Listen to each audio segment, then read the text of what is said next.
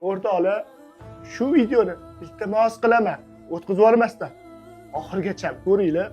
Bu video siz oldingizda hechizga chiqmadi. Siz Allohning suygan bandasi ekansiz.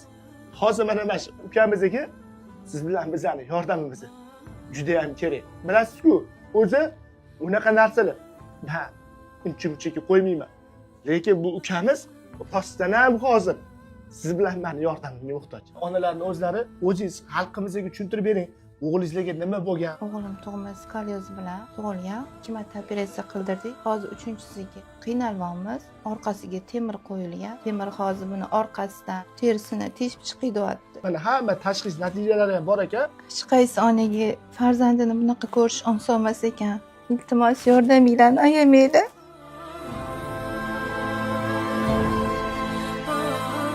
Yig'lamay, sizlarga yetayotgan temirim mana shu qaranglar, bo'rtib chiqib turibdi. O'sha terisini yorvoraman deyapti. Ichki tomoni yuragiga botayotgan ekan. Siz bilan biz yotganimizda, tegimizda nimadir qolib ketsa, qanaqa azob chekamiz? Bu ukamizni hozir qanaqa azob chekayotganini tasavvur ham qila olmaysiz. Shu ukamizni tuzalib ketdi, ota-onasini bag'rida o'tirib, kechqurun ba'zizlar qilib siz bilan menga o'xshab uxlashiga sababchi bo'lib qoling.